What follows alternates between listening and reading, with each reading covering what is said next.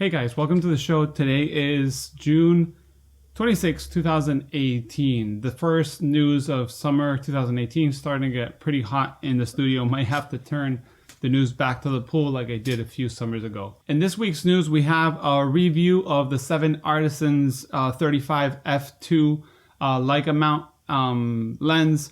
As we all know, 7 Artisans have been coming out with inexpensive options for Leica M-mount cameras.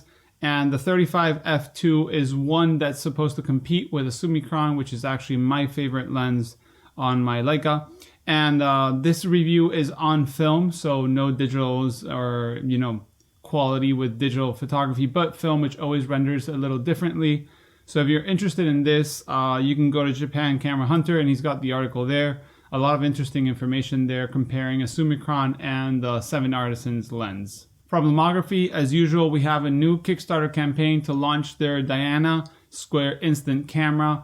And this Diana is basically Instax camera made by Lomography that takes Instax square film and has interchangeable lenses, hot shoe, and other accessories that are very interesting for those who are passionate about Lomography and not wanting perfection on every shot. You can have a fisheye, which leaves all these round picture inside the Instax square.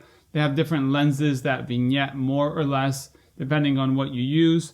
So yeah, if you're one of those that loves Lomography and want to have one of those Instax square cameras but don't like the perfection of maybe the Fuji Instax camera or the Mint, well, Mint's not actually doing any square yet, but one of those cameras that are better, you can get one of those Lomography cameras and shoot and have some fun. Unpredictable results, that's what they say on the video.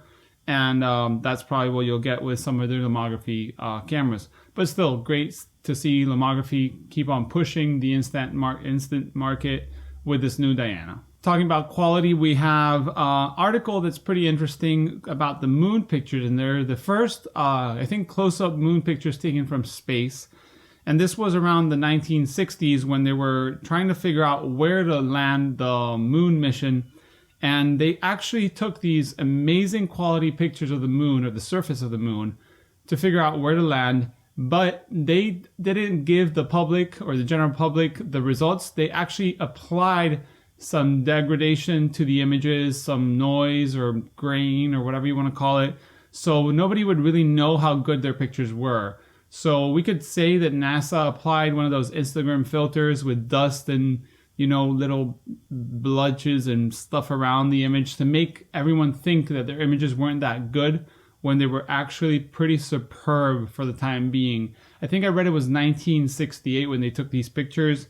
And in the article, you can read how they worked, how the camera worked, how they did it, why they did it.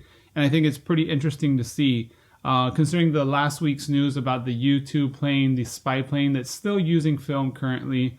I guess the moon pictures could still be applied for today's missions. Then we have an update from Adox Factory. They keep on building on it.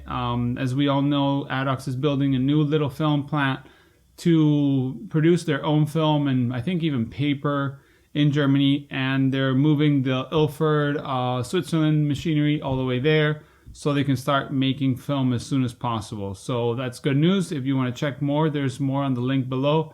And inside their website, you can check the building and news to read more stuff about how they've been building it. From Kickstarter, we also have an update on the Chroma camera. The 4x5 acrylic camera is still going forward. He's working on the top level perks, which had personal engravings and such. So yeah, the camera should be shipping around August and probably being delivered August and September. If you were one of those that backed the project, you'll be happy to read the update. Also, we have good news from Kodak with a new head of film division and consumer and film division, I guess. New president called Eric Yves Mahe. I think I said that right. We'll be taking care of that, and hopefully we'll keep on seeing more support for the film market, considering that Kodak's cinematography and still photography are still a pretty big part of Kodak and very important for us film shooters. Talking about that, we have a second Q&A coming from Kodak on Facebook. It's facebook.com/ Kodak Professional, and they keep on talking about the master roll. They're actually pushing from test rolls to a proper roll on the master machine, so the real deal. And they're going to be doing tests, which were going to be done on June 20th, which was the beginning of summer.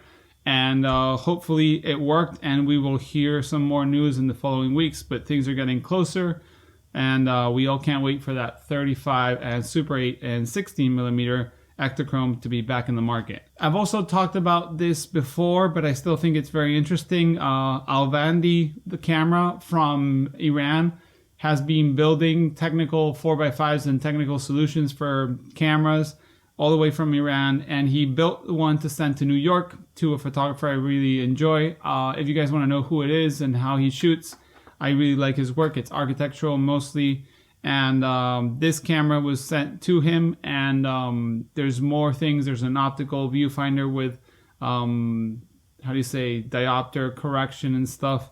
And Alvandi is making great work, so if you want to see something a little different, and you can go check out the link. And last but not least, we have Tetenal, who changed their 1 liter and 5 liter kits for C41 and E6, I think a year or so ago, to a 2.5 liter. They're coming back with E6 in 1 liter, which is great news for those people that have a small, shooting pattern with slide film.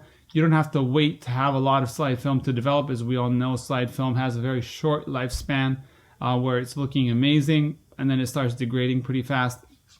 Same with the chemistry. So instead of buying a 2.5 liter and throwing half of it away like I have to do sometimes, you can now buy soon the 1 liter Tetenal E6. Hopefully it'll do that for the C41 too, even though C41 is usually more common and lasts a little longer. So yeah, that's the news for this week. As always, if you have any information, you can send an email to the email below. Thank you, and see you next week.